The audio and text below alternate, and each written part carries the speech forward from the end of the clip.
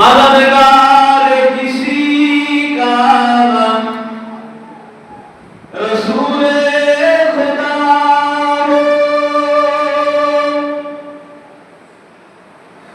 ओ तबीब आ गया और हबीब आ गया। ऐ हलीमा तुझे और क्या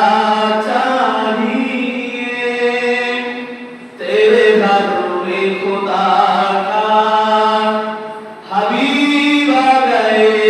अल्लाहुम्मा सल्ली अला सय्यिदिना वला आले सय्यिदिना। কেন দেখা দাও না রফিক, কি কসুর করেছি আমি, তোমারই ওই ইশকের মালা করে দিয়ে সাল্লে আলা। তোমার ইশকের এমনি জালা, কি কব মদিনা ওয়ালা। আল্লাহুম্মা সাল্লি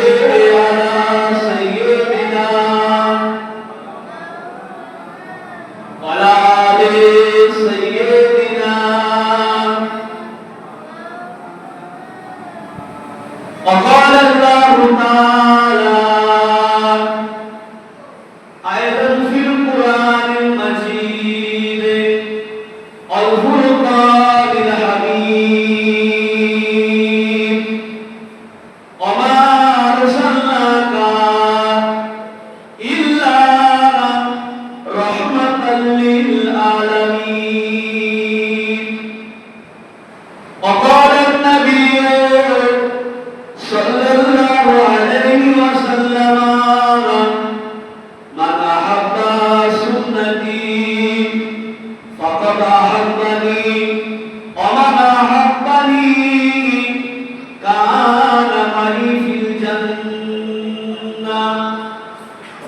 প্যারে হাজিরান মজলিস, উপস্থিত আমার সম্মুখে বসে থাকা দিনদার আল্লাহওয়ালা পরেশগার নামাজ জাকিরি আমার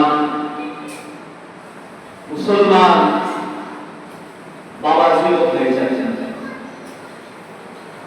পদ্মার অন্তরালে উপস্থিত পদ্মা বিস্মিনা ধার্মিকা আম্মাজান ও বোনেরা, আল্লাহ রাব্বুল আলামিনের দরবারে লক্ষ কোটি শুকরিয়া যে আল্লাহ রাব্বুল আলামিন তিনি সর্বপ্রথমে আমাদেরকে আমাদিগকে আখিরি জামানার পয়গম্বর নবী হযরত মুহাম্মদ আরবি সাল্লাল্লাহু আলাইহি ওয়াসাল্লামের উম্মত করে পাঠিয়েছেন। সকলে বলি আলহামদুলিল্লাহ। তারপর পরে আজকের এই বারের রবিউল আউয়াল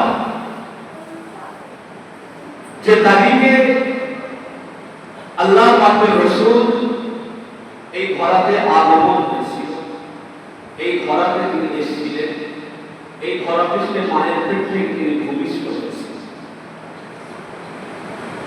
আজকে আমরা এখানে বসেছি মূলত রাসূল পাক সাল্লাল্লাহু আলাইহি ওয়াসাল্লামের জীবন ও আদর্শে কিছু আলোচনা শুনবার জন্য। আল্লাহ পাক আমাদেরকে এই রকম একটি পূর্ণ পবিত্র মাহফিল ইন্তজাম করার তৌফিক দান করেছেন। সকলে সেই আল্লাহ রাব্বুল আলামিনের দরবারে একটু কৃতজ্ঞতা প্রকাশ করে বলি আলহামদুলিল্লাহ।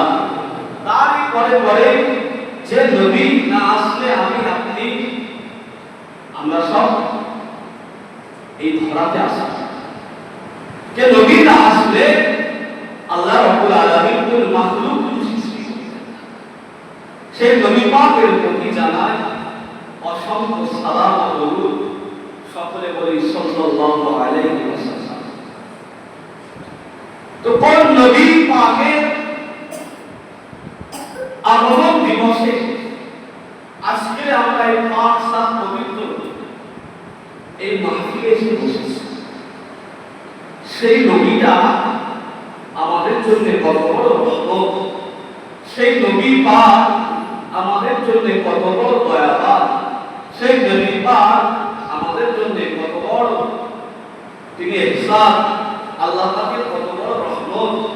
সেই নবীকে নিয়ে যদি আমরা একটু না বোঝাশোনা করি, আমরা একটু না পড়াশোনা করি, আমরা একটু না আলাপ আলোচনা করি, আমরা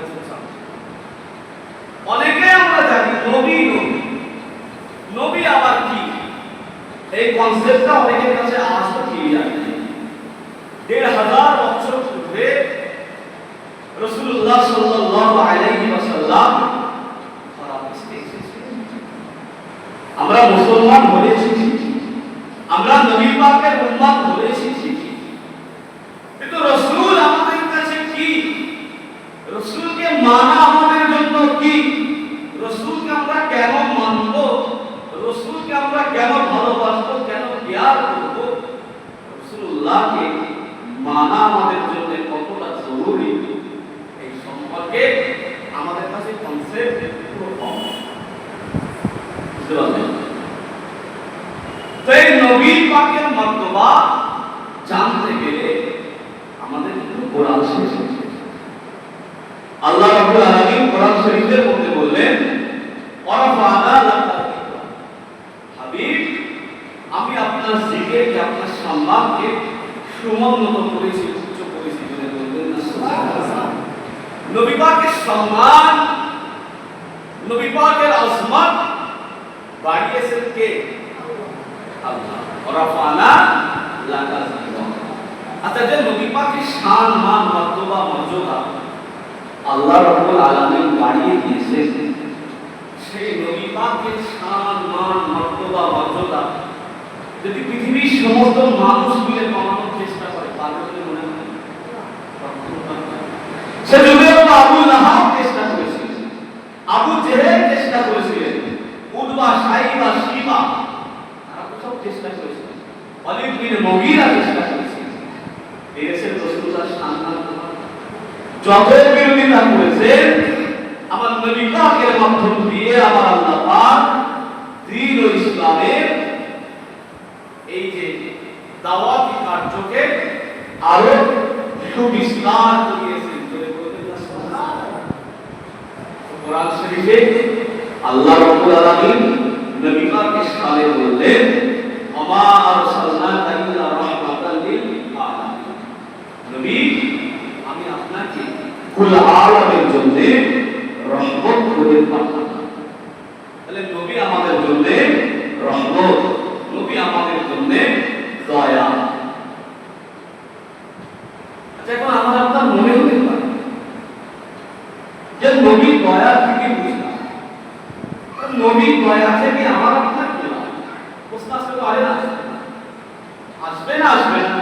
কথা বলে খেয়াল দিতে হবে, শুধু বসলে হবে না।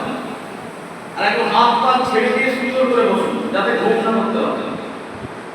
যত সময় বসে থাকবেন আল্লাহ পাকের মালায়েকা ফারিস্তারা রহমতের দানা দ্বারা আমাদেরকে বেষ্টন করে রাখবে।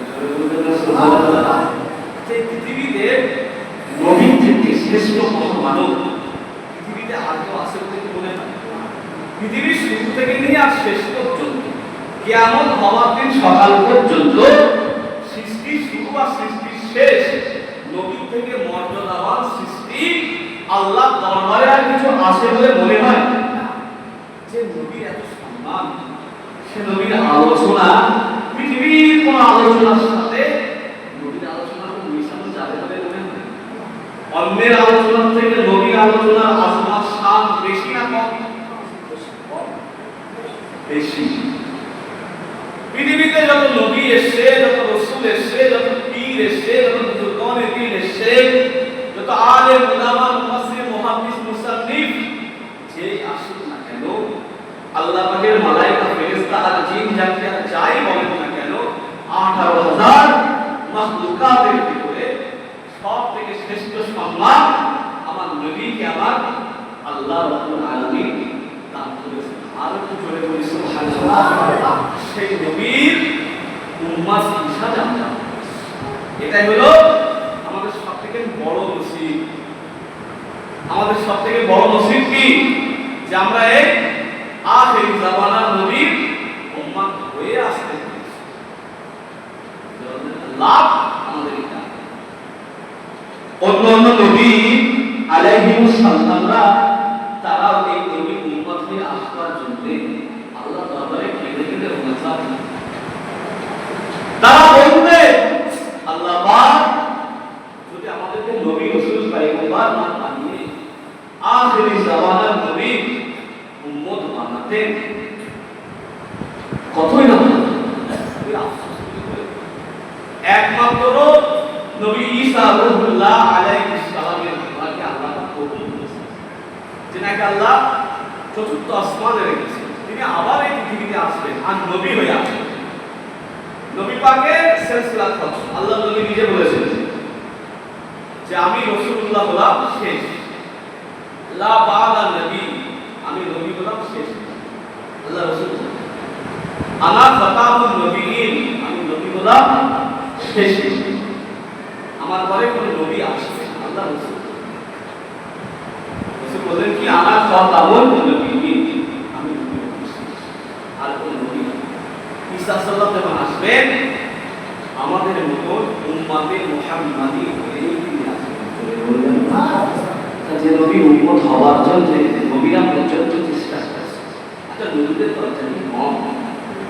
নবীদের দরজা বড় দরজা আল্লাহ দিয়েছেন, যাদেরকে উম্মতে সাফিনা করে আল্লাহ দিয়েছেন। আল্লাহ পাকের কাছে সবথেকে শ্রেষ্ঠ মানুষ জাতির মধ্যে নবীরা, সেই নবী হয়ে আসবার পরেও তেনারা আল্লাহর কাছে কেঁদেছেন, আল্লাহ পাক যদি নবী না হয়ে, রাসূল না হয়ে, পয়গম্বর না হয়ে, যদি আপনার আখিরি জামানার নবীর উম্মত হয়ে আসতে পারতাম তাহলে জীবনটা বড় ধন্য। আচ্ছা আমরা কোনদিন আল্লাহর কাছে কেঁদেছি আখিরি জামানার নবীর উম্মত হয়ে আসবো? কাঁদতে আমাদের হয়েছে? বলুন না, কাঁদতে হয়েছে? ইসলাম পেতে আমাদের কোনো কষ্ট হয়েছে? না আমরা দিয়েছি ইসলামের জন্য রক্ত, না আমরা দিয়েছি ইসলামের জন্য জীবন, না আমাদের শরীর আছে ইসলামের জন্য কোনো, না আমাদের উল্লেখযোগ্য হারে আছে ইসলামের জন্য অর্থ।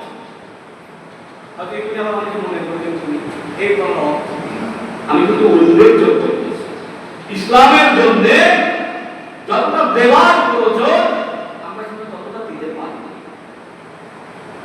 সাহাবায়ে কেরামদেরকে আল্লাহ রাসূল ইসলামের জন্য মাল চাই, আল্লাহ রাসূল ইসলামের জন্য সাহাবায়ে কেরাম রাদিয়াল্লাহু তাআলা আনহুদের কাছে মাল চাইলেন, অর্থ চাইলেন। সাহাবায়ে কেরামেরা তিজার অর্থ এনে জোগাড় করে আল্লাহ রাসূলের কাছে সাহাবায়ে কেরামদের ভিতরে অর্থ দেওয়ার ব্যাপারে নিজেদের মধ্যে একটা প্রতিযোগিতা, রাসূলুল্লাহর কাছে অর্থ দিয়ে কে বেশি আল্লাহকে রাজি করতে পারে। আর আমরা কিসের প্রতিযোগিতা করি বলেন তো? আমরা কে কত 20 টাকা কম দিয়ে নিজের 20 টাকা অর্থ বাঁচিয়ে প্রতিযোগিতা করি।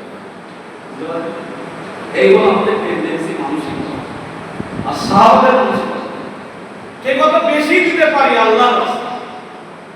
আল্লাহ রাসূল মাল চায়, সাহাবায়ে কেরামরা মাল, হযরত আবু বকর সিদ্দিক বাড়ি চলে যায়, বলি সাহাবা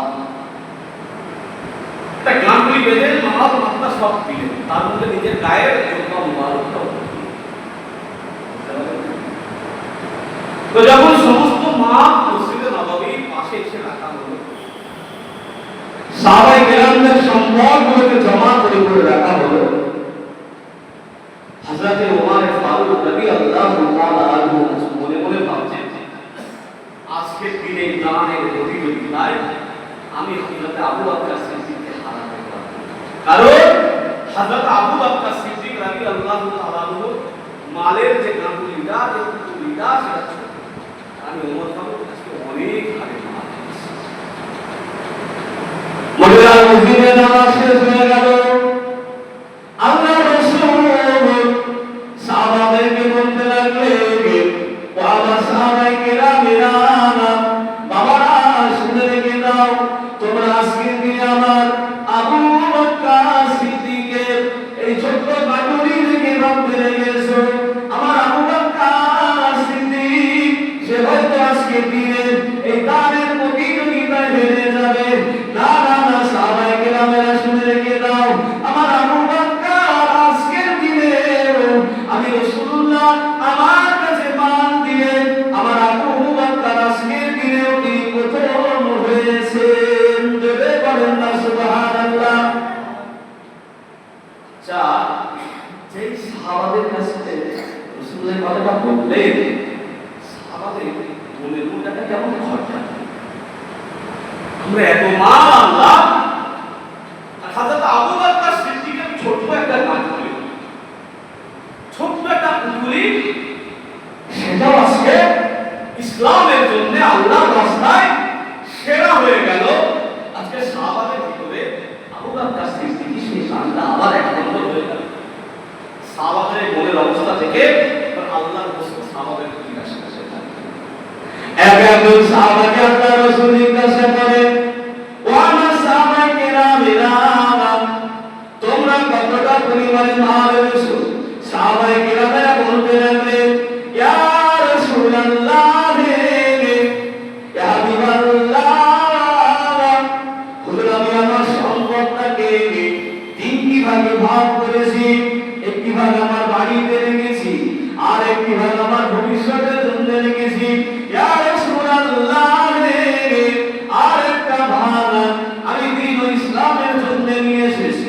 এমনি ভাবে সাহাবায়ে কেরামেরা বলতে লাগলেন, আল্লাহর রাসূল হযরত ওমর ফারুককে বলতে লাগলেন, ও হযরত ওমর ফারুক, তুমি কত সম্পদ এনেছো? ইয়া রাসূলুল্লাহ, হাবিবাল্লাহ, আমি ওমর আমার টোটাল সম্পদগুলোকে দুই ভাগে ভাগ করেছি। ইয়া রাসূলুল্লাহ, ইয়া হাবিবাল্লাহ, আমি একটা সম্পদ আমি ওমর আমার পরিবার পরিজন বর্গের জন্য রেখে এসেছি। ইয়া রাসূলুল্লাহ, আর একটি অংশের সম্পদ আমি দ্বীন ও ইসলামের জন্য আপনার দরবারে নিয়ে এসে হাজির করেছি। এমন সময় নবী আমার হযরত আবু বকর সিদ্দিককে ডাক দিলেন, ও বাবাজি আবু বকর, আপনি কতগুলো মাল এনেছেন? আবু বকর সিদ্দিকের চোখের কোণা দিয়ে পানির দোসা গড়িয়ে যায়। ইয়া রাসূলুল্লাহ, ইয়া হাবিবাল্লাহ, হুজুর আমি আবু বকর খুব বেশি কিছু দিতে পারি না। ইয়া রাসূলুল্লাহ, আমি আবু বকর আমার নিজের ব্যবহৃত একটি জুব্বা ছাড়া আর সমস্ত সম্পদ আপনার জন্য নিয়ে এসেছি। আল্লাহ রাসূল জিজ্ঞাসা করলেন, বাবাজি আবু বকর, তুমি তোমার বাড়িতে কি রেখে এসেছো? আবু বকর সিদ্দিক জবাব দিলেন, ইয়া রাসূলুল্লাহ, ইয়া হাবিবাল্লাহ, হুজুর আমি আমার বাড়িতে আল্লাহর রাসূলকে রেখে এসেছি। বলবেন না সুবহানাল্লাহ? সাহাবায়ে কেরামরা সম্পদটাকে কেউ তিন ভাগে ভাগ করে, এক ভাগ এনে দিল, কেউ দুই ভাগে ভাগ করে এনে দিল। আবু বকর সিদ্দিক বলে, হুজুর করোনার যোদ্ধাটা বাদে সব কিছু আপনার কদমে হাজির করেছি। বাড়িতে কেবলমাত্র আল্লাহ আল্লাহর রাসূলকে রেখে এসেছি। আল্লাহ নবী আমার কাছে এসে সাহাবাকে বললেন, ও আমার সাহাবারা, বলেন যে দেখি বাবারা, তোমাদের দানটা আজকে বেশি হয়েছে না আমার আবু বকর সিদ্দিকের দানটা আজকে বেশি হয়েছে? সাহাবায়ে কেরামরা বুঝে গেলেন, ও আবু বকর সিদ্দিক মাতবা মাসুদা। এমনি এমনি কিন্তু আবু বকর সিদ্দিক হওয়া যায় না, এমনি এমনি কিন্তু ওমর ফারুক হয়ে যাননি, এমনি এমনি কিন্তু উসমান গনি হয়ে যাননি, এমনি এমনি কিন্তু আলী কারামুল্লাহ সাহাবা হয়ে যাননি, এমনি এমনি কিন্তু বেলাল হাফসি হওয়া যায় না, এমনি এমনি কিন্তু খালিদ বিন ওয়ালিদ হওয়া যায় না, এমনি এমনি কিন্তু আব্দুল্লাহ ইবনে মাসউদ হওয়া যায় না। এরা নিজেদের জীবনকে বিলীন করেছে আল্লাহ আল্লাহ রাসূলের জন্য। আর আমরা আল্লাহ আল্লাহ রাসূলের জন্য সবথেকে বেশি পুণ্যশীল। কথা ঠিক না? বলবো না কথা বলে জীবনকে আমাদের পরিবর্তন করতে হবে।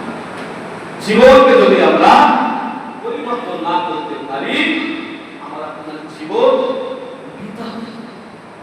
জীবনে কোনো কাজ নেই, জীবনে কোনো কাজ নেই। রাসূলুল্লাহর ভালোবাসা, মর্তবা, মর্যাদা যদি বুকে ধারণ না করি, অন্তরটা যদি নবীর থেকে বেশি মহব্বত না রাখতে পারি, নবী পাককে যদি সব থেকে বেশি মহব্বত না করতে পারি, সে হৃদয়ে, সে কলবে, সে অন্তরে রাসূলুল্লাহর মহব্বত যিনি করবেন, তিনার দ্বারা না রাসূলুল্লাহর আদেশগুলো সহজে চলতে থাকে। বুঝতে পারছেন? রাসূলকে যিনি মহব্বত করবে, তিনি বিনা দলিলে রাসূলকে মহব্বত, আর যিনি মহব্বতের নাম করে, হুজুরের মহব্বতের নাম করে যিনি ভণ্ডামি করবেন, তিনি শুধু সাইড থেকে বার হওয়ার চেষ্টা করবেন। কি বলেছি? রাসূলুল্লাহ মহব্বতকে সামনে রেখে যিনি শুধু মানুষকে দেখাতে চাইছেন হাকিকাতে ভণ্ডামি ও মহব্বত থেকে সাইড থেকে বার হওয়ার চেষ্টা করছেন। আর যিনি নবীকে মহব্বত করবে, তিনি কি করবেন? বিনা দলিলে নবীকে মহব্বত করবে। সে বলবে তুমি রেখে দাও বাবা, তোমার পরে সব কিছু তোমার মাথায়, বিনা দলিলে আমার নবী আমার কাছে আমার জীবনের থেকেও আগে চলে। বলবেন না সুবহানাল্লাহ? কোরআন শরীফের ভিতরে আল্লাহ রাব্বুল আলামিন আয়াত নাযিল করে দিলেন, লান তানালুল বিররা হাত্তা তুনফিকু মিম্মা তুহিব্বুন। এই আয়াত যখন নাযিল হলো মদিনা মসজিদ নববীতে, আল্লাহ রাসূলের সামনে বসা ছিলেন হযরত আবু তালহা রাদিয়াল্লাহু তাআলা আনহু। হযরত আবু তালহা রাদিয়াল্লাহু তাআলা আনহুর সামনে যখন নবী আমার এই আয়াতটা শোনালেন, লান তানালুল বিররা হাত্তা তুনফিকু মিম্মা তুহিব্বুন, আবু তালহা আয়াতটা শুনবার সাথে সাথে আল্লাহ রাসূলকে বললেন, ইয়া রাসূলুল্লাহ, ইয়া হাবিবাল্লাহ, হুজুর আমি আবু তালহা আমার সামনে থেকে সুন্দরের দামি খাজুরের বাগানটা আমি আপনার কদমে হাদিয়া করে দিলাম। জোরে জোরে বলেন না সুবহানাল্লাহ। আয়াত নাযিল, নবী শোনালেন, আবু তালহা হুজুর বলছে আমার জীবনের সবথেকে শ্রেষ্ঠ বাগান, যে বাগানের ভিতরে একটা কূপ ছিল, মাঝে মধ্যে আল্লাহ রাসূল গিয়ে ওই কুয়া থেকে পানি পান করতেন। ওই বাগানের ভিতরে আল্লাহ রাসূল বেড়াতেন। আবু তালহা বললেন একটা বড় মদিনার একটা বিখ্যাত কথা। আবু তালহা হুজুর আয়াতে রাসূল শোনালেন, লা তামান্নু বিররা হাত্তা তুনফিকু মিম্মা তুহিব্বুন, তত সময় পর্যন্ত তোমরা পূর্ণ মুমিন হবে না, যত সময় না পর্যন্ত তোমরা তোমাদের জীবনের সেরা সম্পদটাকে আল্লাহর রাস্তায় ব্যয় করবে। আয়াতের তফসীর রাসূলুল্লাহর বলাও শেষ, বাগান দেওয়াও শেষ। আল্লাহ রাসূল আবু তালহার কাছে আবু তালহা বাগান দিয়ে দিলেন। আল্লাহ রাসূল আবু তালহাকে বললেন, আজ থেকে বাগান আপনার কাছে আমি দিয়ে দিলাম, আপনি যেমন ভাবে ইচ্ছা ওই বাগানকে আপনি ইসলামের জন্য ব্যবহার করুন। উহুদের ময়দানে খবর ছড়িয়ে পড়েছে যে রাসূল সাল্লাল্লাহু হযরত মুহাম্মদ সাল্লাল্লাহু আলাইহি ওয়াসাল্লামকে কাফেররা শহীদ করে দিয়েছে। খবর ছড়িয়ে যে উহুদের প্রান্তরে আবু তালহা রাদিয়াল্লাহু তাআলা আনহু আল্লাহর রাসূলকে সেট করেছে।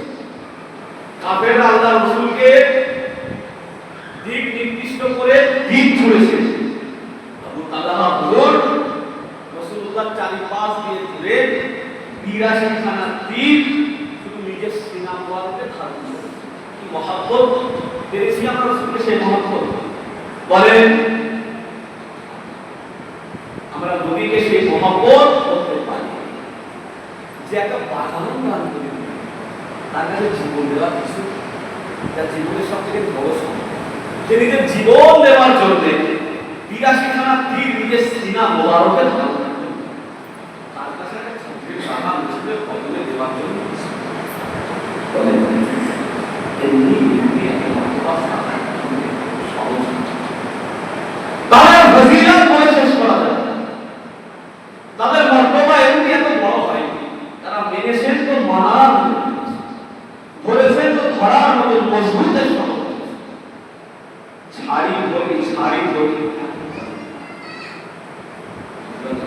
যখন খবর ছড়িয়ে পড়লো যে উহুদের ময়দানে আল্লাহ রাসূল শহীদ, আল্লাহ রাসূলের একজন মহিলা, আল্লাহ রাসূলের একজন মহিলা পাগল পারা হয়েছে, মধ্যে ছুটছে। এমন সময়তে ওই মহিলাকে লক্ষ্য করে কিছু মানুষ বলতে লাগলেন, ও আল্লাহ নবী সাহাবিয়া, ও মা মহিলা, তুমি কোথায় ছুটে যাও? তোমার স্বামীটা জিহাদের ময়দানে শহীদ হয়ে যায়। ওই মহিলা বললেন, আমার স্বামী শহীদ হয়ে যায়, আমার কোনো পরোয়া নাই, তোমরা আমাকে খবর দাও আমার নবী সাল্লাল্লাহু আলাইহি ওয়াসাল্লাম কেমন আছে। পথে মধ্যে আমার সামনে যেতে লাগলেন, আবারও কিছু মানুষ বলতে লাগলেন, ও মা মহিলা, তুমি জিহাদের ময়দানের দিকে কেন ছুটে যাও? তোমার বড় ছেলে জান্নাতের রাস্তায় কুরবান হয়ে শাহাদাত বরণ করে শহীদ হয়ে গেছেন। মহিলা বলতে লাগলেন, ছেলের পরোয়া করি না, বলে বলো আমার নবী কেমন আছে। আর একটু না যেতে কিছু মানুষ বলতে লাগলেন, ও আল্লাহ নবী ইসলামিয়ান, ও মা মহিলা, কোথায় তুমি ছুটে যাও? এই জিহাদের ময়দানে উপরে ঘুরে আসবে সাথে যুদ্ধ করতে তোমার বড় ভাই সেও তো আল্লাহর রাস্তায় শাহাদাত বরণ করেছেন। মহিলা বললেন, আমার স্বামী ছেলে ভাই কোনো কিছু আমার পরোয়া নাই, আমার একটা মাত্র উদ্দেশ্য, আমার রাসূলুল্লাহ কি হায়াতে আছেন। জোরে বলেন না সুবহানাল্লাহ। এই মহিলা রাস্তা দিয়ে জিহাদের ময়দানের দিকে পাগল পারা হয়েছে। ইবলিস শয়তান ওই মক্কার কুফারের কুরাইশদের মধ্যে ঢুকে গিয়ে মদিনা দেশে খবর দিয়ে দিল, উহুদের প্রান্তরে তোমাদের নবী মুহাম্মদ সাল্লাল্লাহু আলাইহি ওয়াসাল্লামকে মক্কার কুফারের কুরাইশরা যে যুদ্ধের ময়দানে আল্লাহ রাসূলের আপন চাচা হযরত হামজা নাক কেটে নেওয়া হয়েছে, কান কেটে নেওয়া হয়েছে, কলিজাটা চিরে ওই দিলটাকে চিবিয়ে মদের সাথে খারাপের সাথে ইমদাদ চিবিয়েছে। রাসূলুল্লাহ নিজের চাচা হযরত আলী হামজাকে শহীদ হয়ে গেছে উহুদের ময়দানে। রাসূলের মাকে ইসলামকে বাঁচানোর জন্য উহুদের ময়দানে হামজা হুজুর বিয়ে করেছে, বাসর রাত, নতুন স্ত্রীকে নিয়ে বাসর রাতের ভিতরে শুয়ে আছে। এমন সময় খবর কানে চলে আসলেন উহুদের ময়দানে কুফারে কুরাইশদের সাথে মুসলমানদের যুদ্ধ শুরু হলো।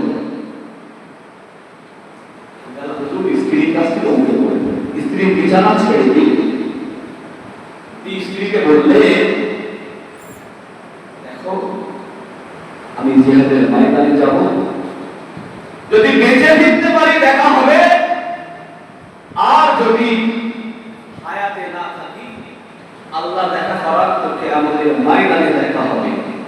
স্ত্রীও যাবার পারমিশন দিয়ে জোরে বলবেন না সুবহানাল্লাহ। এখনকার 18, 20, 25, 30 বছরের যুবক ছেলেগুলোকে বিবাহ দিয়ে তার বাসর রাতের প্রথম দিন তার স্ত্রীকে তার কাছে দেওয়া হয়, তারপরে দিন ফজরের আযান হয়, সে বেচারা নামাজ পড়তে আসে। বলে নতুন স্ত্রী পেয়ে আমরা ফজর ভুলে যাওয়া মুসলমান, স্ত্রীর বিছানা পেয়ে আমরা ফজরের রক্ত ভুলে যাওয়া মুসলমান। হযরত হামজা বাসর রাত্রে বিবিকে বিদায় বলে জিহাদের ময়দানে গিয়ে জিহাদ বীর বিক্রমের যুদ্ধ শেষ প্রান্তে এসে শহীদ হয়ে গেলেন। যুদ্ধ যখন শেষ, রাসূলুল্লাহ সাল্লাল্লাহু আলাইহি ওয়াসাল্লাম সাহাবায়ে কেরামদেরকে হুকুম দিলেন, দেখো তো আমার কতজন সাহাবায়ে কেরাম আজকে উহুদের ময়দানে তারা শাহাদাত বরণ করেছে। সাহাবায়ে কেরামদের লাশকে খুঁজে আনলেন। হযরত হামজার লাশটা, এই হামজার লাশটা পাওয়া যাচ্ছে না, হযরত হামজার লাশ আর পাওয়া যাচ্ছে না। সময় আল্লাহ রাসূল জিহাদের ময়দানে একটা সাইকে লক্ষ্য করে দেখলেন পর্দা নিশীন অবস্থায় একটা মহিলা জিহাদের ময়দানে এসেছে। আল্লাহ রাসূলের চেহারা মোবারকটা লাল হয়ে গেল। কি ব্যাপার, মহিলা জিহাদের ময়দানে? ওই মহিলা আল্লাহ রাসূলের কাছে আসে, সালাম দিয়ে, ইয়া রাসূলুল্লাহ, হাবিবাল্লাহ, হুজুর দেখেন না, আজকে আপনি আমার বিবাহ করিয়েছিলেন, আমার হাতের মেহেদি পর্যন্ত এখন শুকায় নাই। হুজুর, আমার স্বামী হানজালা আমার সাথে আমার আসর রাত, আজ আমার ফুলসজ্জার রাতে ছিল, জিহাদের ময়দানে এসে, হুজুর আমি খবর পেয়েছি আমার স্বামী নাকি আল্লাহর রাস্তায় শাহাদাত বরণ করেছেন। তবে হুজুর আমি গর্বিত যে আমার স্বামী ইসলামের জন্য শাহাদাত বরণ করেছেন।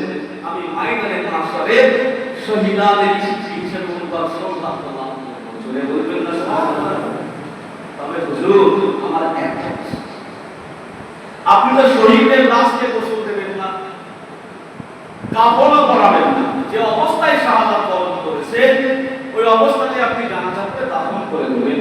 তবে ইয়া রাসূলুল্লাহ, ইয়া হাবিবাল্লাহ, হুজুর আমার স্বামী কিন্তু আমার সাথে ছিল, আজকে আমার সাথে মিলন করাটাই না পাচ্ছি। আমি একটু আপনাকে বলতে এসেছি আমার স্বামীকে গোসল দিয়ে আপনি করাবেন। নবী আমার এই সময় সাহাবায়ে কেরামদেরকে বললেন, ও আমার সাহাবায়ে কেরামেরা, দেখো বাবা দেখো, আমার হামজালার লাশ কানা খোঁজো। সাহাবায়ে কেরামেরা ওহদের ময়দানটা তন্ন তন্ন করে খুঁজলেন। হযরত হামজালা হুজুরের লাশ মোবারকটাকে পাওয়া গেল না।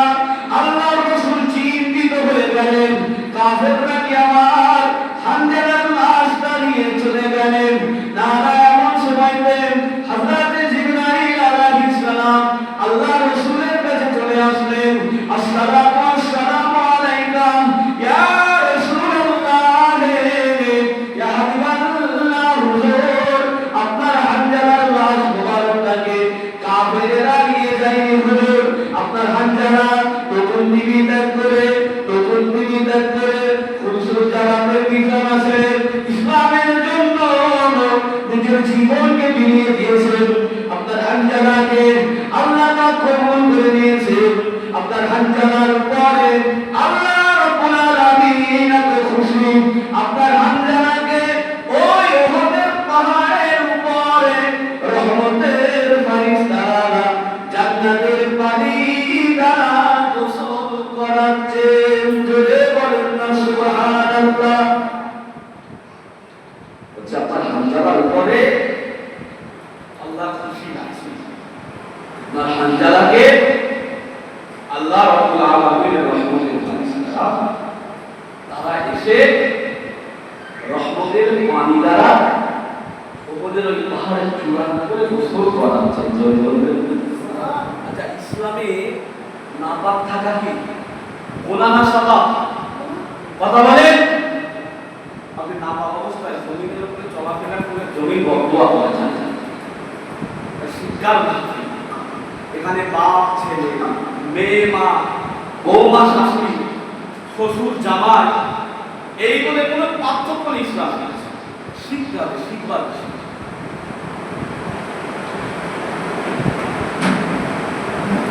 আর এমন মাহফিল থেকে শিখতে। অনেকে আসে ভোরবেলা উঠে খরচ গোসল করে, সারাদিন করে কাজ করে এসে সে দুপুরবেলা গোসল করছে। অনেক মহিলা আছে ফরজ গোসল কিভাবে করতে থাকে। অনেক পুরুষও আছে ফরজ গোসল কি করতে থাকে। সারা পৃথিবীর পানি মাথায় দিয়ে বলে সৃষ্টির গোসল না করা হয় শরীর পবিত্র হবে বলবে। যদি একটা ফসলের গোড়া পর্যন্ত শুকনো থাকে ফরজ গোসল আদায় হয়। আমরা গোসল করার সিস্টেমটাই শিখতে চাই। যাই বাহন প্রসঙ্গ নাপাকি থাকাটা আমাদের জন্য গুনাহের কাজ। নাপাক হয়ে যাওয়ার সাথে সাথে আমাদের পবিত্রতা অর্জন, আল্লাহকে রাজি খুশি করবার জন্য নাপাক অবস্থায় জিহাদের সংবাদ পেয়েছে, তো জিহাদের ময়দানের দিকে ছুটেছে। আল্লাহ খুশি হয়ে রহমতের পানি দ্বারা খানজালা হুজুর গোসল দিচ্ছে। যদি আল্লাহ রাসূলের মহব্বতে নাপাক অবস্থায় কি আল্লাহ রাজি হয়ে খুশি হয়ে রহমতের পানি দ্বারা রহমতের পানিস্তা দিয়ে গোসল করায়, তো নবী পাকের মহব্বত আর আজমত আর ভালোবাসা আপনার অন্তরে যদি থাকে, আল্লাহ কি আপনাকে নাজাত দিতে পারেন না পারেন না? কথা বলেন, পারেন না পারেন না? একটা দিন আল্লাহ রাসূলের শানের মার্তবা আলোচনার মাহফিল করবার জন্য শরীয়তের কিছু কঠিন জটিল প্রয়োজন হয়। কোরআন শরীফে আল্লাহ তাআলা এমনিই বলে দিয়েছেন, আউযু বিল্লাহি মিনাশ শাইতানির রাজীম, বিসমিল্লাহির রহমানির রহিম, কুল বিফাদলিল্লাহি ওয়া বিরহমাতিহি ফাবিযালিকা ফালিয়াফরাহু। আল্লাহ বলছে, তোমরা আমার নিয়ামত, আমার ফজল, আমার রহমতে খুশি প্রকাশ করো। কে বলছে? আল্লাহ বলছে কোরআন শরীফে আয়াত, কুল বিফাদলিল্লাহি ওয়া বিরহমাতিহি ফাবিযালিকা ফালিয়াফরাহু। আমার নিয়ামত, আমার অনুগ্রহ, আমার দয়া পেয়ে তোমরা খুশি হও, আনন্দ প্রকাশ করো, শুকরিয়া আদায় করো। আবার আল্লাহ তাআলা কোরআন শরীফে বলছেন, ওয়া আম্মা বিনিমাতি রাব্বিকা ফাহাদ্দিস। তোমরা আমার নিয়ামত পেয়ে আমি আল্লাহ আমার শুকরিয়া আদায় করো।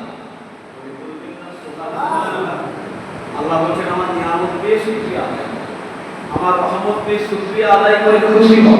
আবার সে আল্লাহ বললেন, ওমা আরসালনাকা ইল্লা রাহমাতাল লিল আলামিন। আমি আমার নবীকে তোমাদের জন্য, কুল আলামের জন্য রহমত দয়া স্বরূপ করে পাঠিয়েছি। নবী থেকে রহমত আমাদের কাছে বেশি কিছু আছে। বলেন, নবী থেকে রহমত আমাদের কাছে বেশি কিছু আছে। বুখারী শরীফের রিওয়ায়াত শোনাচ্ছিল জুমার সময় আবু লাহাব ইন্তেকাল করলেন। কবরস্থ আবু লাহাব, খবরের মধ্যে ভাই হযরতে আব্বাসের সাথে। হযরতে আব্বাস আবু লাহাবকে বলতে পারে, আবু লাহাব কিন্তু কাফের অবস্থায় মৃত্যুবরণ করল, তো এখন তোমার পরিস্থিতি কবরের মধ্যে কেন? হযরতে আব্বাসের এই প্রশ্নে আবু লাহাব জবাব দিচ্ছেন, ভাই আব্বাস, অত্যন্ত কঠিন আযাবের ভিতরে আমি নিমজ্জিত হয়েছি, তবে সপ্তাহে সোমবারের দিন আমার আযাব লাঘব করে দেওয়া হয়, আর আমার যেন আঙ্গুল দিয়ে কি ধরনের একটা পানি বার হয়, আঙ্গুলটা আমি চুষি এক সপ্তাহ আযাবের কথা ভুলে যাই। তবে ভাই আব্বাস, ওই সোমবার দিন খাদিজা মুহাম্মদ সাল্লাল্লাহু আলাইহি ওয়াসাল্লাম ভাই আব্দুল্লাহ ঘরের জন্ম নিয়েছিলেন, আমি আমার দাসী সোয়াইবিয়াকে আঙ্গুল হিসাবে আযাব করে দিয়েছিলাম, তাই আমার এই আঙ্গুল দিয়ে পানি বার হয়। এখন ছোট কেতাবের কথা বলছি, বুখারী শরীফে। তো আবু লাহাব মুসলমান, নবী বলে আনন্দ খুশি প্রকাশ করেন। মৃত ভাই আব্দুল্লাহর ঘরে পুত্র সন্তান জন্মলাভ করেছে, সেই খুশিতে খুশি হয়ে দাসী সোয়াইবিয়া যখন গিয়ে আবু লাহাবকে বললেন, আপনার মৃত ভাই আব্দুল্লাহর ঘরে একটা পূর্ণিমার চাঁদের ছিল, জল পুত্র সন্তান জন্মগ্রহণ করেছে। খবরটা শুনে খুশি হয়ে গেলে বলো, যা তুই আজ থেকে তোকে আমি আযাব করে দিলাম, তুই আজ থেকে আমার দাসী আমার ঘরে কাজ করবে, তুই স্বাধীন। তাতে আবু লাহাব বলছে, সপ্তাহে যখন সোমবার আসে আমার কবরের আযাব মাফ হয়ে যায়, আমার আঙ্গুল দিয়ে মধুর মতো পানি বার হয়, আমি বুঝলে এক সপ্তাহ আযাবের কথা ভুলে যাই। আবু লাহাব কাফের না মুমিন? একটু কথা বলতে হবে, কাফের না মুমিন? কথা বলুন, বুঝতে পারবেন আপনারা? আবু লাহাব কাফের না মুমিন? কাফের। এটা কাফেরের যদি নবী আসার খুশি ভাইকে মনে করে প্রকাশ করছে, তাতে যদি আল্লাহ এই নিয়ামত দেয়, আর আমি আপনি না চাইলে ইসলামের ঘরে এসে আমাদের ইসলাম বুঝে ইসলাম জেনে শুনে কলেমা গ্রহণ করতে হয়েছে, না কলেমার ঘরে আমরা এমনি জন্ম লাভ করেছি? বলুন, কলেমার ঘরে আমরা জন্মলাভ করেছি, না আমরা আসবার পরে ইসলামকে বুঝে শুনে তারপর কলেমা পড়তে গেছি? কোনটা হয়েছে আমাদের? কলেমার ঘরে আমার আল্লাহ রাব্বুল আলামিন সৃষ্টি করে আমাদেরকে পাঠিয়েছেন মুসলমান আখির জামানার উম্মত। যদি আল্লাহ আমাদের না চাইতেই এত নিয়ামত দেয়, এই নিয়ামত চাইতে হয়েছে জানাবেন খুলে দাও, বাচ্চাটা লাগিয়ে দাও, খুলে দাও, ফেলে দাও। তা আমরা এমনিতেই অটোমেটিক আল্লাহর কাছ থেকে একটা অত্যন্ত গুরুত্বপূর্ণ নিয়ামত পেয়েছি না পাই? চিন্তা করুন, আজকে পৃথিবীতে প্রায় 800 কোটি মানুষের বসবাস, তার মধ্যে 200 কোটি মুসলমান। সে 800 কোটি মানুষের মধ্যে ওই সৌভাগ্যবান 200 কোটি মুসলমানের ভিতরে আমাদেরকে জায়গা দিয়ে দিয়েছে। নিজেকে দিয়েছি না আল্লাহ দিয়েছে? আল্লাহ দিয়েছে। একটু ভাবে এই নিয়ামতটা কম আমাদের জন্য? তাই এত বড় নিয়ামত পাওয়ার পরেও মনে কি হয় যে অত সহজে আল্লাহ আমাদেরকে জাহান্নামে দেবে? আর নবী পাকের উম্মত হওয়ার পরে অত সহজ আপনি ভাবলেন আপনার নবী থাকলে আপনাকে জাহান্নামে যেতে হবে? এই কথা বলতেন, কথা বলতে চাইনি। নবী আমাদের আখিরি জামানার নবী, রাহমাতুল লিল আলামিন, শাফিউল মুজনাবিন, আমাদের নূরের নবী থাকতে আমাদের কি আল্লাহ পাক অত সহজে আমাদের জাহান্নামে দেবে? যে আল্লাহ পাক আমাদের এত নিয়ামতের কথা দিবেন, এবং যে নবীর উম্মত আমরা হয়েছি সেই নবীর উম্মত, সেই নবী কি অত সহজে আমাদের জাহান্নামে দিতে দেবেন বলে কি আমরা বিশ্বাস? অনেকে তো আমরা এমন ভাবি নবী মরে গেল হয়ে গেল, নাউযুবিল্লাহ, বলে নবী মায়ের মাসে শাফাআত করতে পারবে না, নাউযুবিল্লাহ। এই আকীদা রেখেছো তো বাবা, বলছো সত্যি তোমার যদি শাফাআত করবে, তুমি যখন নিজের থেকে বলছো নবী শাফাআত করতে পারবে, আর নবী কেন তোমার জন্য শাফাআত করতে পারবে? আমরা বলছি নবী আমাদের জন্য শাফাআত, নিশ্চয়ই নিশ্চয়ই তিনি আমাদের জন্য শাফাআত করবেন। ময়দানে মাশারে কঠিন হাসরের দিনে যেদিন তাদের মাথার আবার পর্যন্ত সূর্যখানা নামিয়ে দেওয়া হবে, যে সূর্যের 11টা মুখ খুলে মোট 12টা মুখ হয়ে যাবে, যে সূর্যের তাপে জমিনটা পুড়ে লাল তামা হয়ে যাবে, মাথার বিভিন্ন টপমাপ করে ফুটে ফুটে কারবা মুখ দিয়ে কারবা দাঁত দিয়ে কারবা নাক দিয়ে ধোয়া ধোয়া হয়ে বার হতে থাকবে। ওই কঠিন ময়দানে মাশারে কোনো ছায়া থাকবে না, আল্লাহ পাকের আরশ আজিমে ছায়া ছায়া। ওই কঠিন দিনে বান্দারা যখন হায় হায় হায় হায় নাফসি নাফসি শুরু করে দেবেন, আল্লাহ পাক যখন ময়দানে মাশারে বিচার শুরু করবেন না, একটা বার উম্মতরা ছুটে ছুটে নবী আদম আলাইহিস সালামের কাছে যাবেন। ও আদি পিতা আব্বাজান নবী আদম, আজকে দিনে আপনি আল্লাহ পাকের দরবারে বলুন, আল্লাহ পাক যেন বিচারটাকে শুরু করে দেয়।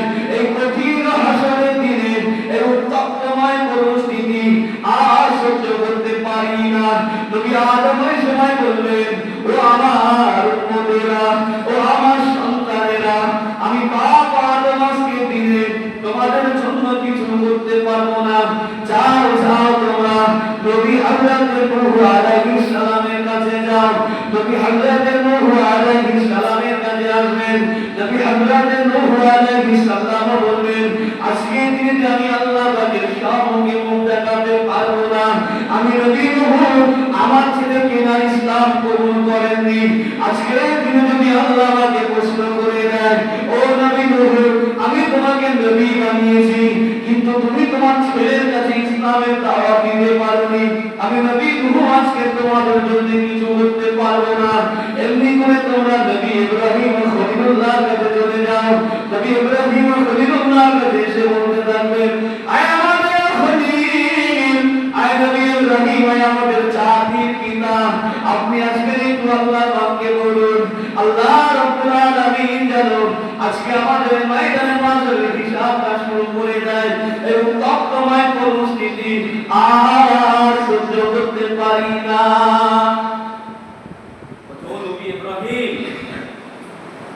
একটুখানি আল্লাহর কাছে দোয়া করে দেন, আল্লাহ কিছু বলেন না। আল্লাহ পাক জানো আজকের এই কঠিন উত্তপ্তময় পরিস্থিতিতে যেন বিচারটা শুরু করে, জান্নাত জাহান্নামের জায়গাটা একটা ফাইসালা আসে। আমরা এই কষ্ট আজ সহ্য করতে পারছি। নবী ইব্রাহিম জবাব দেবে, ও উম্মতেরা, আজকের আমি ইব্রাহিম খলিলুল্লাহ তোমাদের জন্য আল্লাহ পাকের দরবারে সুপারিশ করতে পারবো না। কেননা আমার আব্বা আজম যখন আমাকে মেলায় যেতে বলেছিলেন, প্রতিমা পূজা করতে যেতে বলেছিলেন, আমি ওই সময় বলেছিলাম আমি অসুস্থ আছি, যাব না।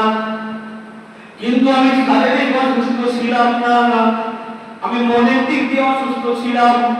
দিন ইসলামের ঠিক মতো করে প্রচার প্রসার না করতে পারবার জন্য, কিন্তু আমি শারীরিক অসুস্থ না থাকার কারণে আমি যে অসুস্থ বলেছি, আল্লাহ পাক দুনিয়াকে কঠিন দিনে আমি নবী ইব্রাহিমকে প্রশ্ন করে দেয়, ও নবী ইব্রাহিম, তুমি তো অসুস্থ ছিলে না, তুমি কেন অসুস্থ সেদিন বলেছিলে? আমি আল্লাহ পাকের দরবারে মুখ দেখাতে পারবো না। যা যা যাও তোমরা নবী মুসা আলাইহিস সালামের কাছে চলে যাও। তোমরা নবী মুসা আলাইহিস সালামের কাছে উম্মতের দল এসে বললেন, ও আমাদের নবী মুসা, আজকে দিনে আপনি তো আল্লাহ পাকের দরবারে দোয়া করুন। আপনি তো আল্লাহ পাকের জলিলুল কদর আম্বিয়া, আপনি তো আল্লাহ পাকের জলিলুল কদর নবী। আপনি আজকে দিনে একটু আল্লাহ রাব্বুল আলামিনকে বলুন, আল্লাহ রাব্বুল আলামিন যেন আজকে দিনে ময়দানে মাশারের বিচারখানা শুরু করে দেন। নবী মুসা বললেন, আমার কওমের ছেলে আর একটা অন্য কওমের ছেলে, তারা যখন ঝামেলা লেগেছিল, আমি একজনকে সাইজ করবার জন্য একটা থাপ্পড় মেরেছিলাম। ওই থাপ্পড় মারাতে ওই বাচ্চাটা মারা গিয়েছিল। আজকের দিনে যদি আমার আল্লাহ পাক ওই বিষয়টাকে নিয়ে আমি নবী মুসা আমাকে প্রশ্ন করেন, আমি নবী মুসা আল্লাহ জবাব হয়ে যাব। আমি আজকের এই কঠিন পরিস্থিতিতে আমি আল্লাহ পাকের সম্মুখে তোমাদের জন্য সুপারিশ করতে পারবো না। যাও যাও নবী ঈসা রূহুল্লাহর কাছে চলে যাও। নবী ঈসা রূহুল্লাহকে গিয়ে বলো, তিনি যেন আজকের আপনাদের জন্য আল্লাহ দরবারে সুপারিশ শাফাআত করে। উম্মতের দলে নবী ঈসার কাছে আসবে, ওই হযরত নবী ঈসা রূহুল্লাহ আলাইহিস সালাম আল্লাহ পাক দুনিয়াতে আপনাকে অনেক মর্যাদা মর্যাদা দিয়েছিলেন। আপনি মৃত মানুষকে চিন্তা করতে পারতেন, আপনি কবরের মানুষকে তুলে দাঁড় করাতে পারতেন। ও নবী ঈসা, আল্লাহ পাক আপনার দোয়াকে আমার কবুল করে নবী মুহাম্মদ সাল্লাল্লাহু আলাইহি ওয়াসাল্লামের উম্মত হওয়ার স্বাদ আপনার মিটিয়েছিলেন। আজকে দিনে আপনি একটু আল্লাহ পাকের দরবারে দোয়া করে দেন, আল্লাহ রাব্বুল আলামিন যেন ময়দানে মাশারে আজকে দিনের বিচারটা শুরু করে দেন। নবী ঈসা বলে, পারবো না, আমি পারবো না। যান ওই যে দেখা যায় নূরের নবী রহমাতাল লিল আলামিন আখিরি জামানার নবী সাইয়্যিদুল মুরসালিন খাতামুন নবিয়্যিন, ওই নবীকে দিয়ে তোমরা ধরো। ওই নবী আল্লাহকে যা বলবেন আল্লাহ তাআলা ফিরত দিতে পারবেন না। জোরে বলেন না সুবহানাল্লাহ। তাহলে ময়দানে মাশারে সমস্ত নবীরাও কোন নবীর দিকে তাকিয়ে থাকে? আমাদের নবী আখিরি জামানার পয়গম্বর হযরত মুহাম্মদ সাল্লাল্লাহু আলাইহি ওয়াসাল্লাম মুখের দিকে তাকিয়ে থাকে, মুখের দিকে তাকিয়ে থাকে। নবী বাগের কাছে যখন উম্মতের দল এসে বলবে, ইয়া রাসূলুল্লাহ, ইয়া হাবিবাল্লাহ, হুজুর এই কঠিন উত্তপ্তময় পরিস্থিতি আজ সহ্য করতে পারি না। হুজুর আপনি আল্লাহ পাকের দরবারে দোয়া করুন, আল্লাহ রাব্বুল আলামিন যেন ময়দানে মাশারে মাহশারে আজকের দিনের হিসাবটা শুরু করে দেন। নবী আমার মাকামে মাহমুদে চলে যাবেন, আল্লাহ দরবারে সিজদায় পড়ে রোনাজারি করতে লাগবেন। রব্বুল আলামিন আল্লাহ পাক উম্মত আমার বড় গুনাহগার, ও রব্বুল আলামিন আল্লাহ পাক উম্মত আমার বড় খাতাকার, এই কঠিন পরিস্থিতি আমার উম্মতের আর সইতে পারে না। রব্বুল আলামিন আল্লাহ পাক আমার উম্মতানিরা এই কঠিন আযাব আর সহ্য করতে পারে না। আল্লাহ তাআলা আপনি আজকের দিনে হিসাবটা শুরু করে দেন। নবী আমাদের উপর নাযারি করবেন, আমার আল্লাহ পাকের রহমতের দরিয়া জোশ মেরে উঠবেন। আমার রব্বুল আলামিন আল্লাহ তাআলা নবীকে ডেকে বলবেন, হে আমার হাবিবে পেয়ারা, ও আমার পেয়ারা নবী গো, তুমি দুনিয়ার হায়াতে জিন্দেগি দেখাবেন, কবরের জিন্দেগি দেখাবেন, আমার আজকে ময়দানে মাশরে এসে তুমি আজকেও কেন কাঁদবেন? হে আমার হাবিব গো, আমি আল্লাহ পাক তোমাকে অনেক কাঁদিয়েছি। হে আমার পেয়ারা বন্ধু, আজকের দিনে আমি আপনার এই কান্নাকে আর সহ্য করতে পারি না। হে আমার হাবিবে পেয়ারা, আমি আপনার খাতিরে আজকের দিনে ময়দানে মাশরের হিসাব শুরু করে দিলাম। জোরে বলেন না সুবহানাল্লাহ, নারে তাকবীর, নারে তাকবীর। ময়দানে মাশরে হিসাব আল্লাহ শুরু করাবে। আমাদের নবী সে মোনাজাত, যাদেরকে আল্লাহ জাহান্নামী করবে আমাদের নবীকে না জানিয়ে দেবে। যাদেরকে আল্লাহ জাহান্নামী করবেন, জাহান্নামে পাঠাবে, আমাদের নবীকে না জানিয়ে পাঠিয়ে আল্লাহ বলবেন, হাবিব আপনি জানেন না এরা কত বড় আপনার অবাধ্য, জানেন আপনি? আপনি তো জানতেন যে জাহান্নামী হতে দিতেন না।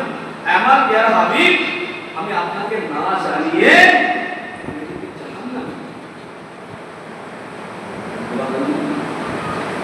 সেই নবীর ভালোবাসা, নবী পাকের প্রেম, নবী পাকের মহব্বত অন্তর জান্নাত।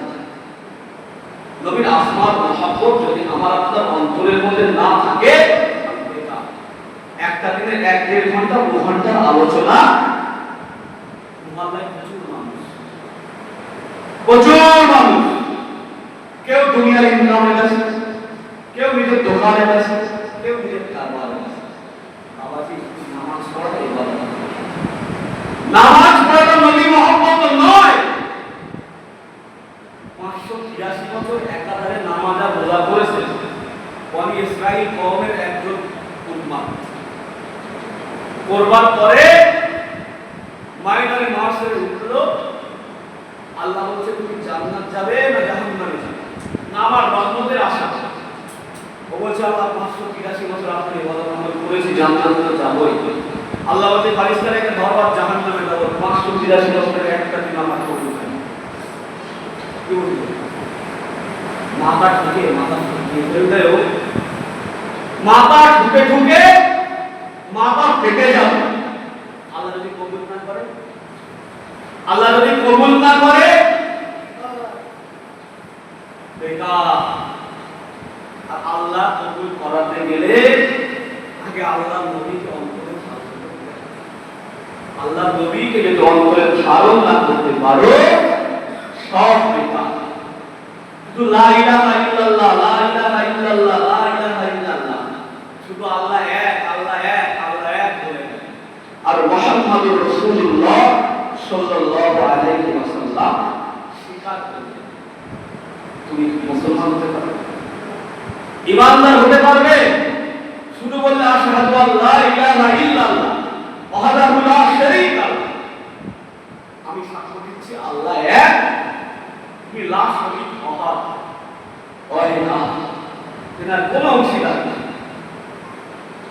মুহাম্মাদান আবদুহু ওয়া রাসূলুহু, এটা আমরা বললাম।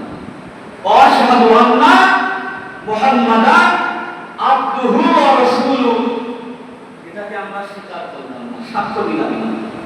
এই বলে সাক্ষ্য দিলাম না যে আমি সাক্ষ্য দিচ্ছি মুহাম্মদ সাল্লাল্লাহু আলাইহি ওয়াসাল্লাম আল্লাহ পাকের রাসূল ও বান্দা, এই বলে আমরা যদি সাক্ষ্য না দিই, এই মুসলমান হতে পারবো? মুমিন হতে পারবো? অনেকে বলে নবী আমার মাধ্যমটা বলবি, ডাইরেক্ট আল্লাহর বান্দা আল্লাহর বান্দা। আরে আল্লাহ বান্দা তো ডাইরেক্ট কোরআন মারফত না দিই, নবীর দরকার। যখন তোমাদের কাছে নবীর কোনো প্রয়োজন নাই, তাহলে কোরআনটা তো ডাইরেক্ট আল্লাহ তোমার কাছে দিতে হবে। তাহলে নবী 1,34,000, মতান্তরে 2,34,000 নবী রাসূল, 104 খানা আসমানি কিতাব, 100টা সহিফা, 4টি বিখ্যাত আসমানি কিতাব। এবার কোনো প্রয়োজন হতো কি? আবতাবু ইলাইহিল ওয়াসিলা, ওসিলা আপনাকে তালাশ করতে, ওসিলা আপনাকে তালাশ করতে। সেই নবী পাক পৃথিবীতে আসলেন, ইসলামের দাওয়াত দিলেন, কত কষ্ট তিনি করলেন। রাসূলুল্লাহ জীবন দেখা হয়, ওনার জীবনে 1 থেকে 40 বছর বয়স অবধি কেউ ওনার শত্রু ছিল না। গোটা মক্কাবাসী ওনাকে আল আমিন বলে ঘোষিত করেছে, আমানতদার বলে খেতাব দিয়েছে। কেউ ওনার বিরোধী ছিলেন। 40 বছর বয়সে গায়ে হিরাতে গিয়ে যখন কোরআন নাযিল হয়ে গেল, যখন উনি এসে সাফা পাহাড় কাবা শরীফের একদম নিকটবর্তী স্থানে গিয়ে উনি মক্কার মানুষদেরকে আহ্বান করতে লাগলেন, এই মক্কার মানুষেরা, আজকে আমি তোমাদেরকে আহ্বান করছি, তোমরা এই সাফা পাহাড়ের নিকটবর্তী স্থানে এসো। মক্কার মানুষ আবু জাহাল, আবু লাহাব, উতবা, সাইবা, শিবা সকলেই তারা সেখানে উপস্থিত হওয়ার পরে নবী আমার পাহাড়ের মাথায় উঠে বলছেন, আমি মুহাম্মদ ইবনে আব্দুল্লাহ, আমি যদি তোমাদেরকে বলি এই সাফা পাহাড়ের পিছনে ঘোড়ার উপরে উপস্থিত একদল শত্রুপক্ষের সৈন্য রয়েছে, যারা তোমাদেরকে শেষ করতে চায়, ক্ষতি করতে চায়, তোমরা কি এটা মেনে নেবে? এক বাক্যে বলেছিল সেদিন, আপনি তো আল আমিন, জীবনে একটা মিথ্যা কথা আপনি বলেননি, তাহলে কেন আপনার কথা মানব না? অবশ্যই আমরা আপনার কথা মানব। এই অবধি ঠিক আছে, আপনার একটা চোখ বন্ধ করে বিশ্বাস করছেন, আপনার জীবনে একটা মিথ্যা কথা বলেন, কেন আপনাকে মানব না? যেই না নবী আমার বললেন দ্বিতীয় বাক্যে যে তোমরা তো শিরকের মধ্যে ডুবে জাহান্নামের দ্বার প্রান্তে গিয়ে দাঁড়িয়ে রয়েছো, তোমরা শিরকের মধ্যে ডুবে জাহান্নামের দ্বার প্রান্তে গিয়ে দাঁড়িয়ে রয়েছো, আর আমি মুহাম্মদুর রাসূলুল্লাহ তোমাদেরকে বলি, তোমরা আল্লাহকে এক বলে মেনে নাও, লা ইলাহা ইল্লাল্লাহ মুহাম্মাদুর রাসূলুল্লাহ বলে দাও, তোমরা জাহান্নামের দ্বার প্রান্ত থেকে ফিরে এসো। যে না বললেন অমনি আবু লাহাব আর আবু জেহেল বলছেন, সকাল সকাল তোমার খেয়ে দেয়ে কোনো কাজ নেই, এই সকাল সকাল আমাদেরকে ডেকে ডেকে পাকা মতো বলে এক চট আল্লাহ রাসূলের চাবাই দেওয়ার এত সময় 40 বছর জীবনের সব ঠিক, আপনি রহমান, আপনি তো আলামিন, জীবনে মিথ্যে কথা বলেন, আপনি আমাদের আমানতদার, আপনাকে আমরা বিশ্বাস করি।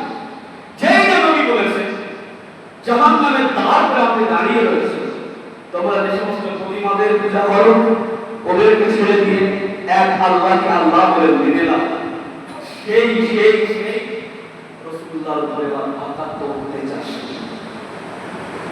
সত্যি কি আবু লাহাব আবু জেহেল জানতো না যে মুহাম্মদ সাল্লাল্লাহু আলাইহি ওয়াসাল্লাম জানতো না?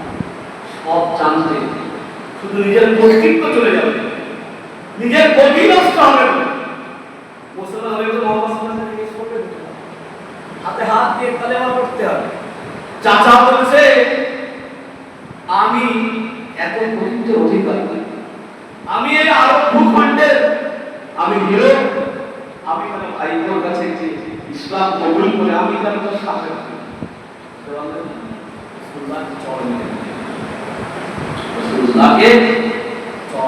আল্লাহ রাসূল জানতে লাগলেন এটি মানুষ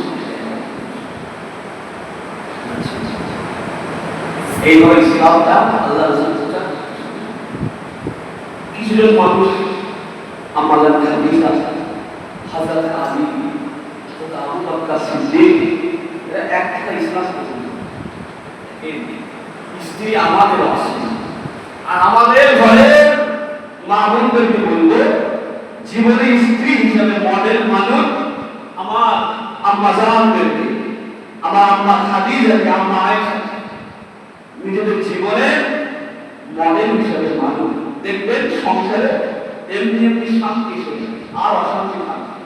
কি ধৈর্য না ধরেছে আল্লাহ রাসূল গায়ে হেরাতে আমরা খাদিজা ওই বড় পাহাড় এই সমস্ত মানুষ রাস্তাকে গেছেন তারা জানেন গায়ে হেরা ওই পর্বতে ওই সময় পায়ে হেঁটে এখন যদি এই পরিস্থিতি হয় আজ থেকে ১,৫০০ বছর রসুলের জন্য খাবার দিয়ে দিয়েছে। আল্লাহ পাক এত খুশি হয়েছে জিবরাইল আমিন আলাইহিস সালামকে দিয়ে বললেন, জিবরাইল সালামকে দিয়ে বললেন আল্লাহ রাসূলকে জিবরাইল সালাম বলেন হুজুর আপনার বড় বিবি খাদিজাতুল কুবরাকে আমার আল্লাহ পাক সালাম করে পাঠিয়েছেন বলে বলতেছে সুবহানাল্লাহ। আল্লাহ থেকে সালাম পেয়েছেন আপনারা। তিনি বড় ব্যবসাদার ধনী মানুষ, রাসূলুল্লাহকে বিবাহ করে সব সম্পদ ইসলাম করেছেন। এই সব বড় সম্পদ ইসলামের জন্য আমাদের সাথে ইসলাম গ্রহণ করেন হযরত আলী রাদিয়াল্লাহু আনহু। গোপনে গোপনে একাত্তর করে আসতে লাগলেন। বুঝতে পারলেন না যতদিন না হযরত হামজা আর হযরত ওমর ফারুক রাদিয়াল্লাহু তাআলা আনহু ইসলাম গ্রহণ করলেন ততদিন পর্যন্ত মক্কার কুফারে কুরাইশদের বিশাল আস্থা গোপনে গোপনে ইসলামের কাজ সামনে করতে, ইসলামের বিধানগুলো গোপনে গোপনে পালন করতে। ওমর ফারুক রাদিয়াল্লাহু তাআলা আনহু তিনি ইসলাম কবুল করলেন একটা বিশাল বড় প্রেক্ষাপট আমরা সবাই জানি। তিনি ইসলাম কবুল করার পরে আল্লাহ রাসূলকে বললেন হুজুর আর গোপনে এইভাবে থাকা আর এইভাবে গোপনে থাকা যাবে না। ইসলাম যখন হক তো ইসলামের জন্য সব কিছু প্রকাশ্য হবে, গোপনে আর কিছু। ওদিকে হযরত হামজা জঙ্গলে গেলেন শিকার, এদিকে আল্লাহ রাসূল কাবা শরীফের চারপাশে গিয়ে দাঁড়িয়ে আবার দিন ইসলামের কথা বলতে লাগলেন। আবু বকর সিদ্দিক হুজুর ইসলামের কথা বললেন, এত বড় মানলেন দুজনেই বেহুশ হয়ে বলে পশু হরিণের জাবান খুলে আমির হামজাকে বলছে আমির হামজা তুমি তো বীর, তোমার মৃত ভাই আব্দুল্লাহ ছেলে হযরত মুহাম্মদ সাল্লাল্লাহু আলাইহি ওয়াসাল্লামকে তোমার ভাই আবু জেহেল মেরে রক্তাক্ত করে দিয়েছে। তুমি কেমন বীর পশু চিন্তা তুমি পরে করে যাও না আগে গিয়ে আবু জেহেলের প্রতিশোধ নাও। কে বলছে? বলে পশু বলছে আগে গিয়ে প্রতিশোধ নাও, তারপর বললো তুমি বীর। হযরত হামজার শরীরে একদম রাগ উঠে শরীরটা লাল এত বড় সাহস ও আমার ভাইদের গায়ে হাত দেয় ছুটে চলে আসে এসে দেখেন আল্লাহ রাসূল সাল্লাল্লাহু আলাইহি ওয়াসাল্লাম হযরত আমির হামজা রাদিয়াল্লাহু তাআলা আনহু আল্লাহ রাসূলের কাছে গেলেন, ও ভাতিজা মুহাম্মদ তোমার ধর্ম মানি না ঠিকই, কিন্তু তুমি তো আমার নিজের ভাইপো, আর আবু জেহেলের এত বড় ক্ষমতা ও তোমার গায়ে হাত দেবে। এই হাতটা বেঁচে থাকবে আর তার মৃত্যু ভাই আব্দুল্লাহ ছেলে হযরত মুহাম্মদের গায়ে ওই আবু জেহেল হাত লাগাবে।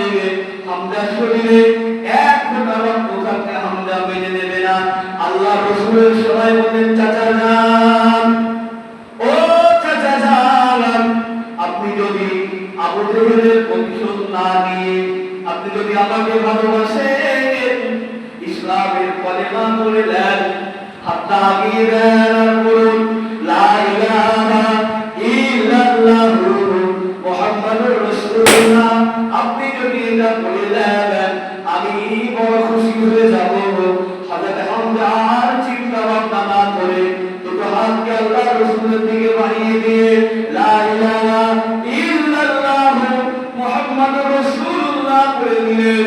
ওদিকে ওমরে ফারুক আর এদিকে হযরত হামজা আল্লাহর রাসূলকে মক্কায় নিয়ে 40 জন সাহাবাদেরকে সাথে করে নিয়ে নারায়ে তাকবীর আল্লাহু আকবারের ধ্বনি দিয়ে মক্কার কাবার চাতালে আসে। আর ওমরে ফারুক নিজের তরবার খানা পার করে ঘোরাচ্ছে আর বলছে মায়ের দুধ যদি কেউ খেয়ে থাকো আজকে ওমরের সামনে এসে দাঁড়িয়ে যাও, আজকে নবী মুহাম্মদের কলেমাকে মিলাবে সামনে এসো। ওমরে ফারুকের এই গর্জনের চিৎকার আর হযরত হামজার এই মুসলমান হওয়া থেকে মক্কার কুফারে কুরাইশ কাফের করে একেবারে চুপসে গেল। ওমরে ফারুক তবে আল্লাহর রাসূল বলতেন ওমর তুমি যে রাস্তায় যাও শয়তান ভয়ে 40 দিন যাও।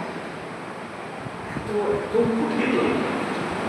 ওমরে ফারুকের খেলাফতের ইতিহাস দেখলে বোঝা যায় একটা বাঘ কোনোদিন ঘাটে পানি খেতে সে কোনো ছাগল, আর ছাগলও কোনোদিন ভয়ে পানি পান করবে জঙ্গলের ধারে ঘাটে যাবে না। জানে এখন খেলাফত মারে বাঘ যদি আবার নামাজ করে বাঘকে ওলাচ্ছে। কি মানুষ, যে মানুষটাই বলা আল্লাহ রাসূলের মাথা সেই আল্লাহ নিয়ামত আল্লাহ দিলে ইসলাম হুঙ্কার শুনে আবু জেহেল, আবু লাহাব, উতবা, সাইবা, শিবা সবাই ভালো দরজা। আজকাল উপায় নেই, আজকে সামনে গেলেই মারবে, কোনো উপায় নাই। আজকে কোনো উপায় নেই, গেলেই মারবে।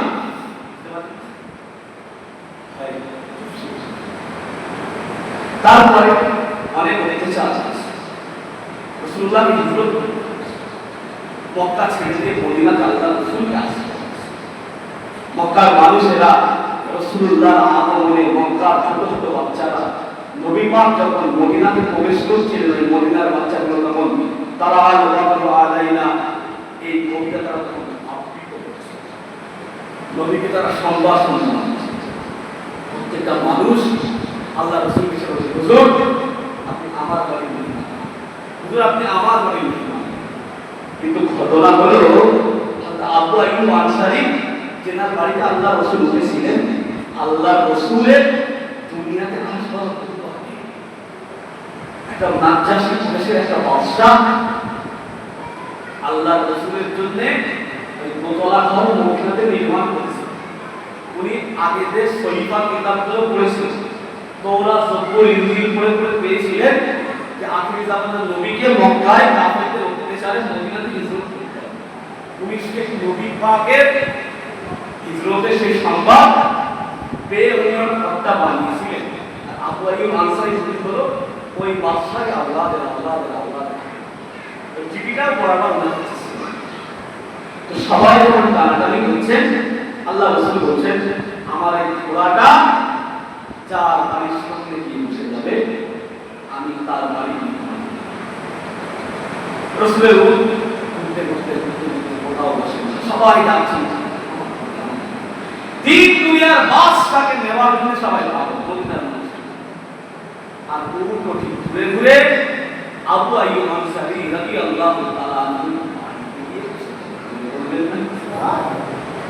তো আল্লাহ পাকের কাছে দোয়া করলেন অনেক জীবন আগে আল্লাহ আমার জীবনের বড় আশা আপনার নবীর প্রতি আমি কলেমা করে দিয়ে আমি চিঠি গেলাম আমারও তৈরি করার পরে যেন আপনার নবী থাকবে স্থানটা আমাদের নবী আসবার আগের থেকে রাসূলের আলোচনা হচ্ছে না হচ্ছে।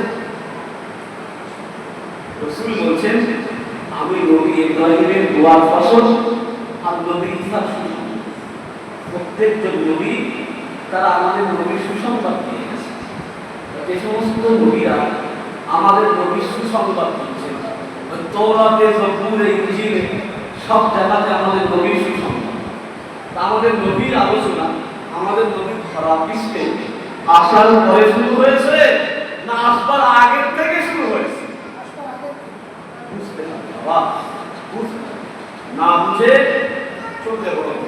আর যদি বুঝে রসুলকে একবার পেয়ে যেতে পারো তো তুমি আখেরাত আল্লাহ করে দিন। রসুলকে পেয়ে গেলেন পুরো লাভ হবে। দুটো টাকা আর একটা ইট হাতে আগে রসুল দিয়ে বুঝতে পারলেন? আবু বকর এই 2 টাকা রেখে দাও, অনেক অনেক কিছু দিলাম আমাদের বাবা তো কিছু নাই, এই 2 টাকা আমার দুটো থেকে তোমাকে দিলাম, আর একটা ইট আমি তোমাকে দিলাম আবু বকর, আল্লাহ তোমার অন্তর থেকে টাকা মারাবে।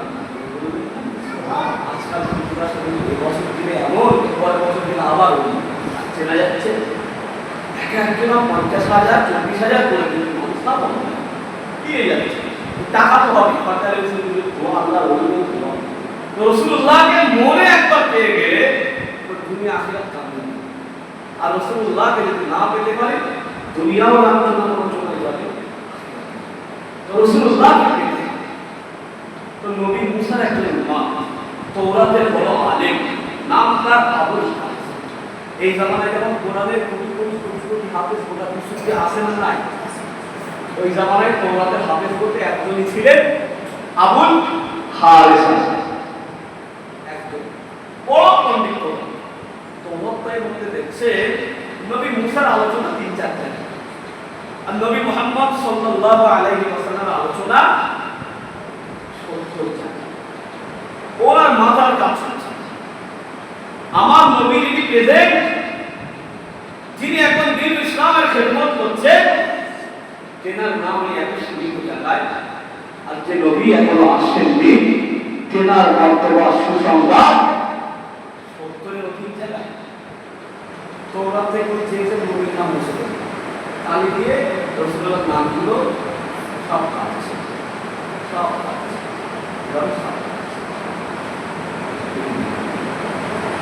দেওয়ার সাথে সাথে তওরাতের বড় আলেমের সুরাত আল্লাহ করে দিলেন মানুষ হয়ে গেল কি গোশা। ওই সুরাতে গোশাটা নবী মুসা আলাইহিস সালামের দরবারে আসবে। ও জনাব নবী মুসা, আমি তোমার তওরাতের বড় আলেম আবু হারিসা, আমি আর মানুষের সুরাতে না পাই, আমার আজকের এই অবস্থা, আমি গোশাতে পরিণত হয়েছি। নবী মুসা বললেন, কেন বাবা তুমি গোশাতে পরিণত হলে? আল্লাহ কেন তোমাকে বলল? কি বিয়া তুমি করেছো বাবা? তুমি তো তওরাতের বড় আলেম। আবু হারিসা বলেছিলেন, ও নবী মুসা, আপনি হলেন এই জামানার নবী, আর এই তওরাতের ভিতরে আমি আহমদ সাল্লাল্লাহু আলাইহি ওয়াসাল্লাম বলে একটি নাম আমি পেয়েছি। ওই নাম তওরাতের 70-এর অধিক জায়গায় বর্ণিত, আপনার ব্যাপারে সীমিত কয়েক জায়গায় বর্ণিত। আমি ভাবলাম মানুষের কাছে তওরাতটা আপনার হয়ে আরো বেশি প্রচার প্রসার করবার জন্য, আপনার নামগুলো মানুষের দৃষ্টিতে আনবার জন্য ওই আহমদ নামগুলোকে আমি কেটে দিলাম। যেই নামগুলো কেটে দিয়েছি সাথে সাথে আমার সূরা এই গোশাতে পরিণত হয়েছে। নবী মুসা বললেন, আবু হারিসা, কি ভুল তুমি করলে জানো আবু হারিসা? যে নবীকে না বানালে আল্লাহ তোমার নবী মুসাকেও তৈরি করতো না। আবু হারিসা, তুমি ওই নবীর নাম কেটেছো, তোমার জন্য আমি আল্লাহ দরবারে দোয়া চাইতে পারবো না। তোমার জন্য যদি আমি আল্লাহ দরবারে দোয়া চাই, আমার আল্লাহ রাগান্বিত হয়ে গিয়ে আমার নামটাকে নবীর দপ্তর থেকে কেটে বাদ দিতে পারে। তুমি বুঝাও এই ব্যাপারে ভয় করছো। হারিসা, তোমার ব্যাপারে যখন আল্লাহর কাছে দোয়া চাই, ক্ষমা চাই, তা আল্লাহ হয়তো আমার নামটা নবীর দপ্তর থেকে কেটে দেবে। আবু হারিসা বললেন, নবী গো, আমার ক্ষমার দোয়া আপনাকে করতে হবে না, আপনি আল্লাহর কাছে দোয়া করুন, তিনি যেন আমাকে গোশাত অবস্থায় আখিরি জামানার নবী দুনিয়াতে আসবার পর্যন্ত হায়াতে নিয়ে দেন। দোয়া করলেন নবী মুসা, কবুল করলেন সময় পর্যন্ত হায়াতে থাকলেন এই গোসা। নবী পাক সাহাবায়ে কেরামদেরকে নিয়ে এরকম একটি আলোচনার মাহফিলে বসে আছেন। একটা গোসামের মাহফিলের মধ্যে ঢুকে গিয়ে মানুষের সুরাতে বলতে লাগলেন, আসসালাতু ওয়াসসালামু আলাইকা ইয়া রাসূলুল্লাহ, আসসালাতু ওয়াসসালামু আলাইকা ইয়া হাবিবাল্লাহ। হুজুর আপনি কি আমাকে চিনতে পেরেছেন? হুজুর আপনি কি আমাকে চিনতে পেরেছেন? সাহাবারা অবাক, সাথে সাথে হুজুর আপনি কি আমাকে চিনতে পেরেছেন? ওই সাথে কেন চিনতেন আল্লাহ রাসূল? হুজুর আমি সাধারণ কোন বৈশাখ নয়, হুজুর আমি হলাম কোরআনের বড় আলেম আবুল হারিসা। আল্লাহ রাসূলের চেহারা মোবারক লাল হয়ে গেল। আবু হারিসা রে, তুমি যে তওরাতের পাতায় তার পিছনে কেটে কেটে, এই না দেখো বাবা আমার দিকে তোমার কলমের খোঁজার ৭০টা দাগ রয়েছে। আবু হারিসা, আমি তোমাকে কখনো ক্ষমা করতাম না যদি কিনা আল্লাহ কোরআন শরীফে বলতেন, ওমা আরসালনাকা ইল্লা রাহমাতাল লিল আলামিন। আবু হারিসা, আমি ওমা আরসালনাকা ইল্লা রাহমাতাল লিল আলামিন বাবার জন্য আমি তোমাকে ক্ষমা করে দিলাম। তবে বাবা তুমি তোমার সুরাত ফিরে পাবে, ময়দানে হাসরে তুমি মানুষ হয়ে উঠে যাবে, তার আগে তুমি পয়সা বলে মৃত্যুবরণ করবে।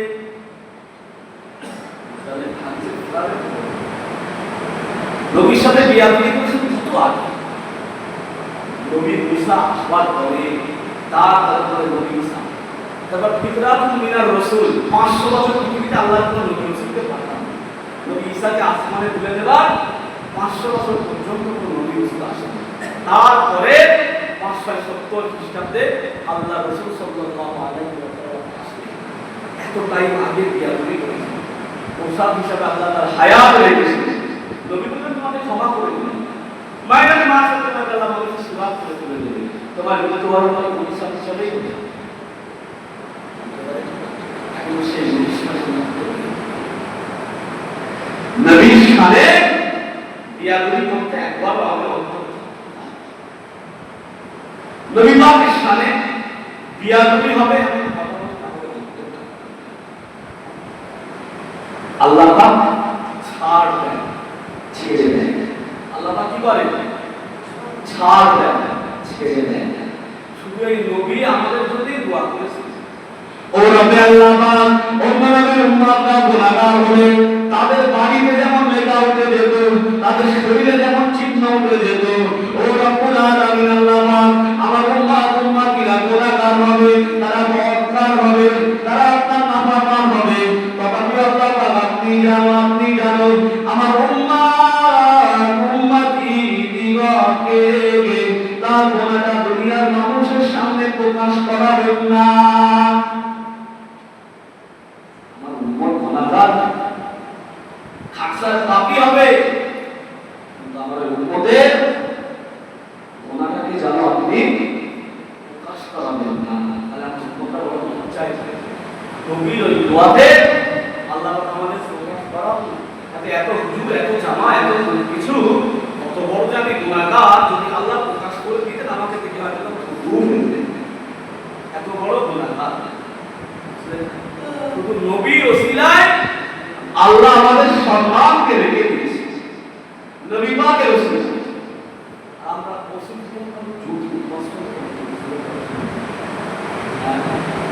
সবে তো কত 9:30 এসার টাইম এখন শেষ,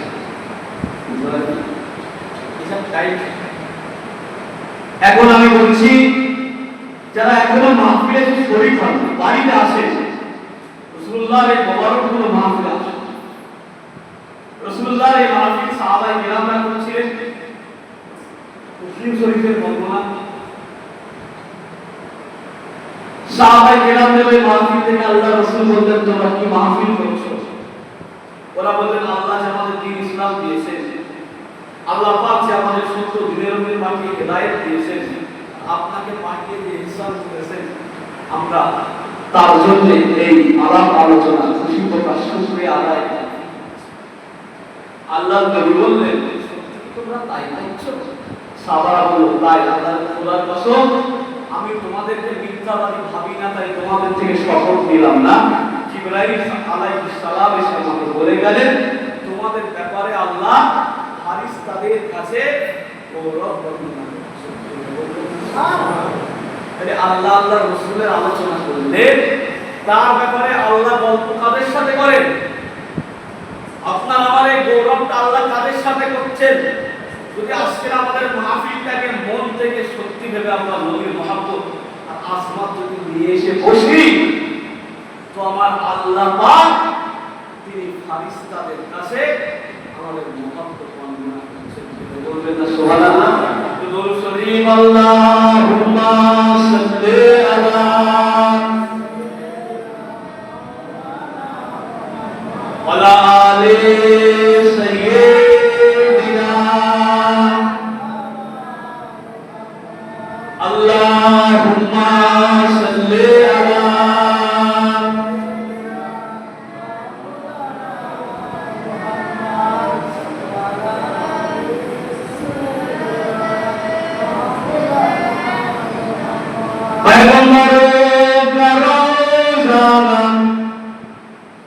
देखा दे खुदाया दरे मकतब से मिला दे खुदाया शराबे मोहब्बत पिला दे खुदाया पैगंबर का रोज़ा दिखा दे खुदाया अल्लाहुम्मा सल्ली अला सय्यिदिना वला आलि सय्यिदिना अल्लाहुम्मा सल्ली अला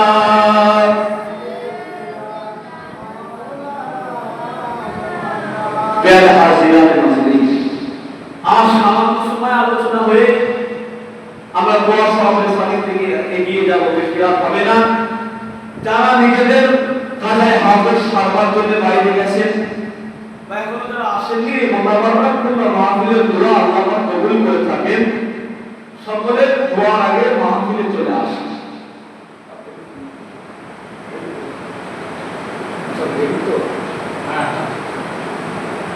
সকলে চলে আসে। আল্লাহ রাসূলের একজন সাহাবা ছিলেন, নাম যার হযরত আব্দুল্লাহ, মদ খেতেন, মদ, যাকে সাহাবারা ডাকতেন হিমার। আল্লাহ রাসূল মদ খাবার অপরাধে দুইবার বেত্রাঘাত, কি বললেন, মদ জারি করলেন, বেত্রাঘাত। তো আবার মদ, আবার কি বললেন? একজন সাহাবা বললেন, তোমার উপরে আল্লাহ লানত, তুমি আবার মদ খেলে। এই কথাটা আল্লাহ রাসূলের মুখের কান। আল্লাহ রাসূল এই সময় বলছেন, কে বললেন? কে বললেন আমার আব্দুল্লাহর উপরে আল্লাহ লানত? কে বললেন? শুনে রেখে দাও, আমি নবী বলছি, আমার আব্দুল্লাহ আমাকে ভালোবাসে আর আমি নবী আমার আব্দুল্লাহকে ভালোবাসি। বলে বললেন বুখারীর হাদিস, বুখারী করে আয়াত আছে। আল্লাহ নবী এই সময় বললেন, ও আমার সাহাবায়ে কেরামেরা শুনে রেখে দাও, খবরদার খবরদার, তোমরা আমার আব্দুল্লাহর উপরে লানত করবে না। আমার আব্দুল্লাহ মদ খেয়েছে, আমি রাসূলুল্লাহ চাবুক মেরেছি। আমার আব্দুল্লাহ আবার মদ খেয়েছে, আমি রাসূলুল্লাহ আবার চাবুক মেরেছি। আমার আব্দুল্লাহ মদ খেয়েছে, আমি রাসূলুল্লাহ আবার চাবুক মেরেছি।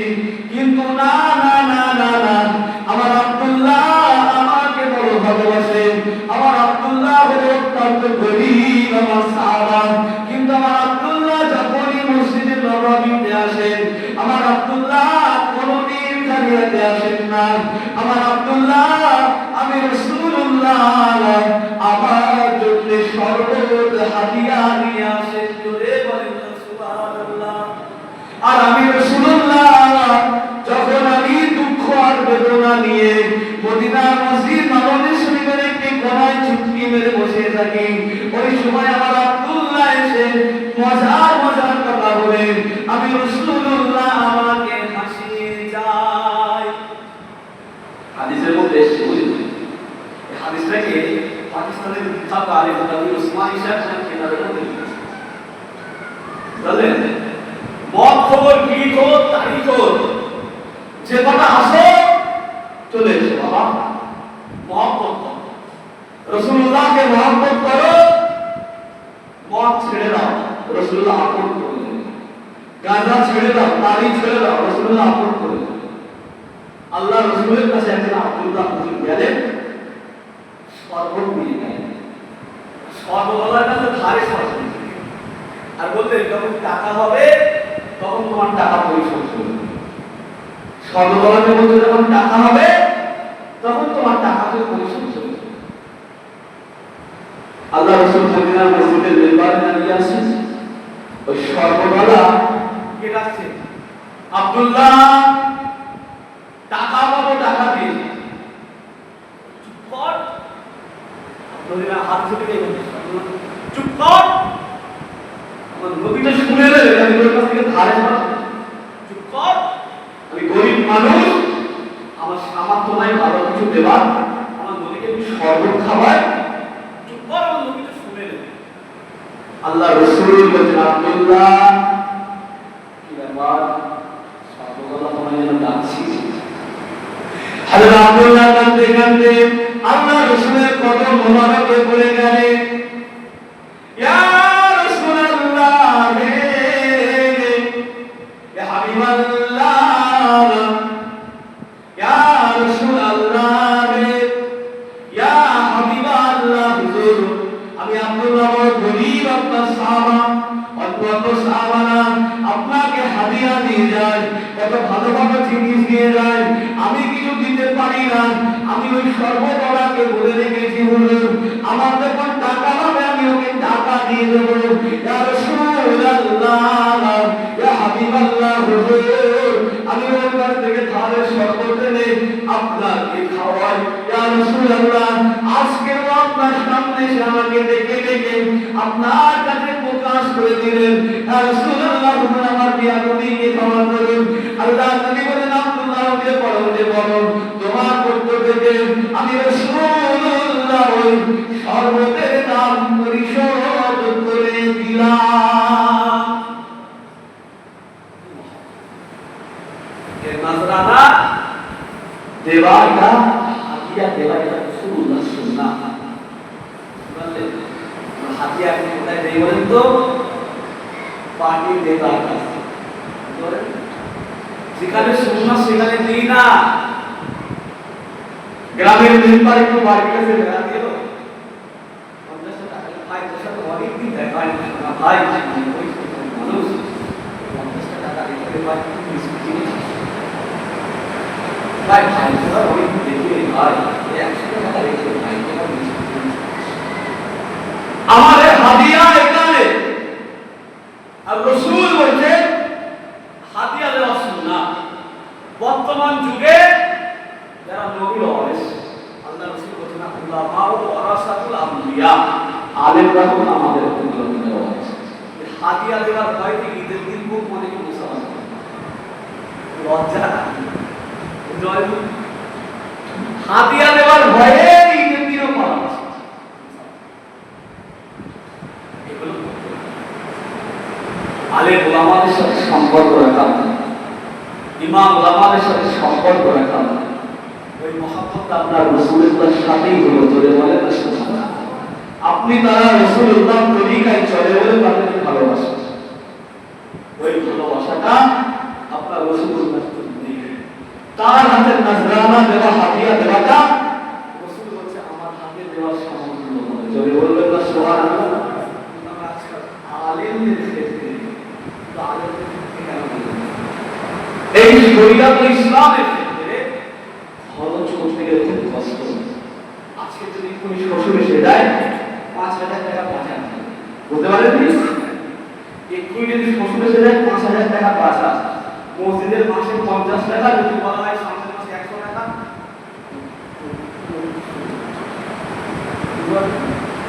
৫০ টাকা যদি চাপান দিয়ে বলা হয় ১০০ টাকা করতে হবে, আর বাড়বে ৩০ টাকা। আবার হচ্ছে আখিরি জামানার উপর জান্নাত ছাড়া তো অন্য কিছু দাবি করা যায়, বুঝতে পারেনি? কিন্তু জান্নাতে যাওয়ার যে শর্ত রাসূল বলেছেন, রাসূল তার ভালোবাসার যে রাস্তা রাসূল দেখাচ্ছে, আমরা সেই রাস্তায় না হেঁটে অন্য রাস্তায় সোজা এখান থেকে কোন মোড় হয়ে বাদ চলবো। আর আমি যদি এখন এখান থেকে সোজা বংশাটি দিক দিয়ে গিয়ে চলে যাই, কোথায় যাবো? বদল যাবো না, এই বাদ চলে যাবো। রাসূল রাস্তা দেখালেন, এই রাস্তায় এসো, ডান সামনে খয়রা সব এই রাস্তায় করে সোজা জান্নাতে চলে। আর আমরা বলছি কি পার্টির জন্য টাকা, পার্টির মিটিং এ খরচা, ও পার্টির কোথাও যাওয়া হলে বাইকে তেল শেষ হয়ে গেল, সবাব মসজিদেও খবর নেই, ইসলামের বলা জেনেও জানি না আমরা মসজিদের কোনো কাজ ইসলামের মধ্যে গেলে আমরা জেনেও জানি না। নেতা যে কোনো দলের একবার একটু কাউকে দায়িত্ব দিয়ে বলে 10টা লোক জোগাড় করে, রাত দিন এক করে ছুটছে, তা 5 জুলাই যাওয়া হলো না বদল যাওয়া হলো? রাস্তায় ঘাট আমরা হলো দিন ইসলামের প্রচার হচ্ছে, এখানে খরচ যতটুকু খরচ সব দুনিয়া হঠাৎ করে শাশুড়ি আমরা করতে হবে হঠাৎ করে মসজিদের কি সমস্যা,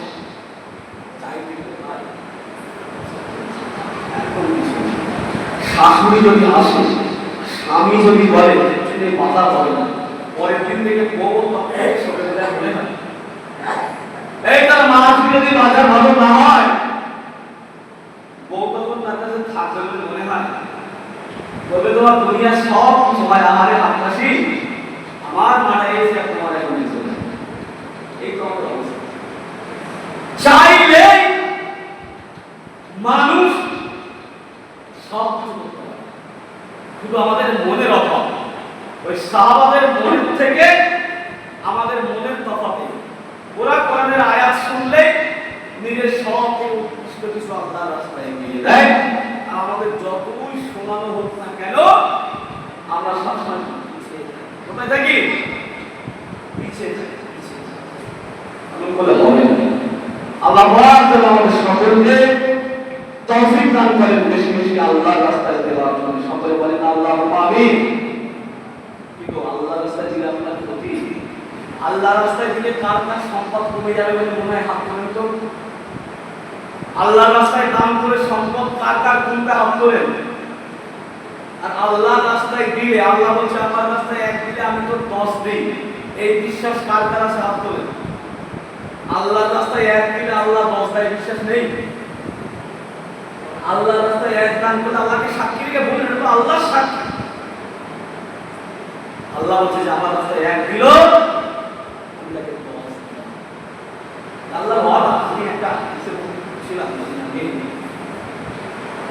মানে মহাদেশী কেনারা এত সুন্দর করে ব্যাখ্যা করে বুঝিয়েছে, মানে মাথায় আনতে পারেনি। সেটাকে বললাম যে আল্লাহর রাস্তায় দিলে আল্লাহ কিভাবে দেবে তো বুঝতে পারছেন। হযরত আলী 1 দিরহাম দান করেছে। এক দিরহাম হযরত আলী একটা আনার বেদানা ফল একটা দিরহামকে দান করেছে। বাড়ি আর একটাই বেদানা। হযরত আলীর কাছে এসে বলল, আল্লাহর রাসূলের জামাতা হযরত আলী কয়েকদিন যাবত কিছু খাওয়া হয়নি, কিছু খাওয়া হবে না। বুঝতে পারেননি? কয়েকদিন যাবত কিছু খাওয়া হয়নি, কিছু খাওয়া হবে না। ওই বেদানা আনারটা এসে আল্লাহর রাসূলের জামাতা আলী দিয়ে দিল। সোনারায় হযরত সালমান ফারসিকে দিয়ে আল্লাহর রাসূল হযরত আলীর বাড়ি পাঠাচ্ছেন। ও হযরত সালমান ফারসি, আমার জামাতা আলীর বাড়ি চলে যাও, আমার আলীর বাড়ি খাবারের মতো কিছু নাই, কলিজা তুমি বেটি ফাতেমা না খাওয়া ভুকা, ইমাম হাসান হোসেন না খাওয়া ভুকা অবস্থায়, আমার আলী না খাওয়া অবস্থায় একটা মাত্র আনার ছিল, সেটা আল্লাহর রাস্তায় দিয়ে দিয়েছেন। একের বদলে আমার আল্লাহ